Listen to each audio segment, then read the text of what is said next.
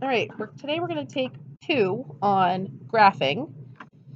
And last time we worried about the parent functions and the transformation rules. So this time we're going to take a closer look at the transformation rule of stretching the graph. So functions in the form y equals a times b to the x. So this says graph the following exponential functions using a graphing calculator. So I'm going to show you how to do that. All right, so I actually want to compare these 3 different functions. See how 2 to the x is staying the same and the a value is changing. So I'm going to just graph first just 2 to the x by itself. And see if I can get this darker so you can see it better. There we go. And then I'm going to graph 3 times 2 to the x. And I'm going to graph 5 times 2 to the x. So we're going to see the blue line or curve is going to come first, and then red, and then black. We want to see what A is doing to the graph. All right, so here come my functions. So here's the parent function. Here is when the A value is 3, and here is when the A value is 5. So which graph came out the steepest? The 5 came out the steepest. I actually want you to notice that 5 is now the new y-intercept. 3 is now the new y-intercept. 1 was the original y-intercept. Now I'm going to go and I'm going to change those a values to 0.5 and 0.25. Okay. Now we're going to see what the graphs come out like. Original function, 2 to the x. This had 1/2,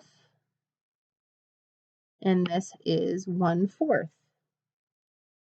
So the 1/4 is the least steep, and it has a y-intercept at 1/4.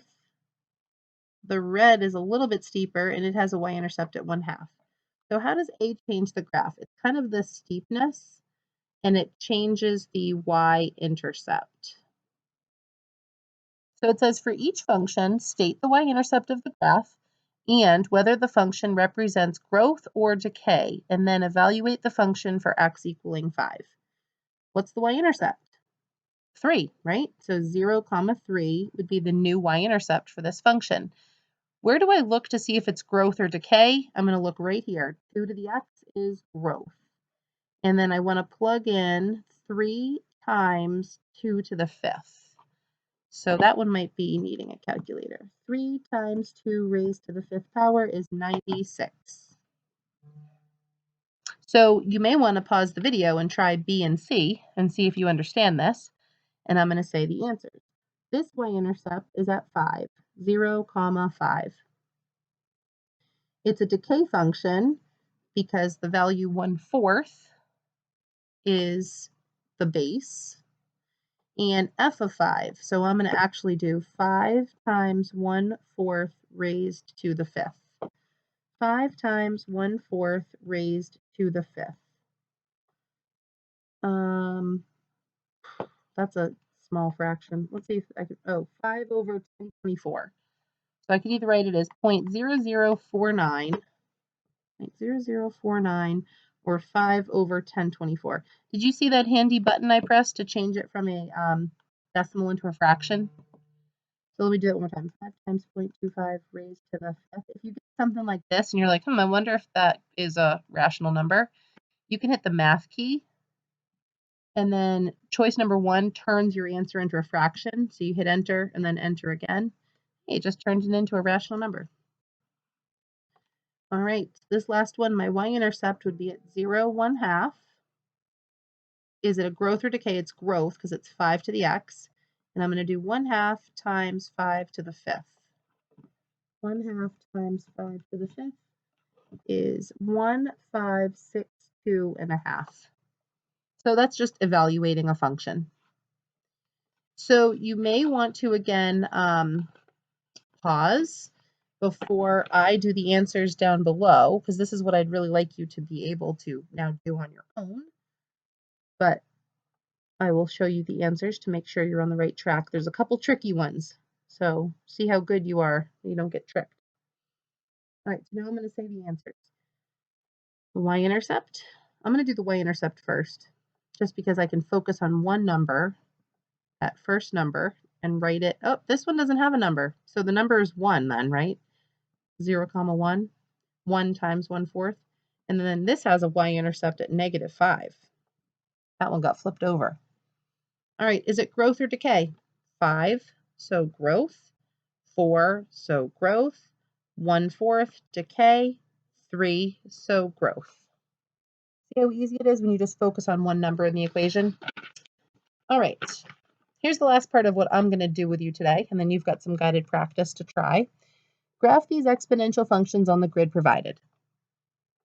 I'm going to graph 2 to the x first, and then I'm going to take all those y values and multiply them by 5.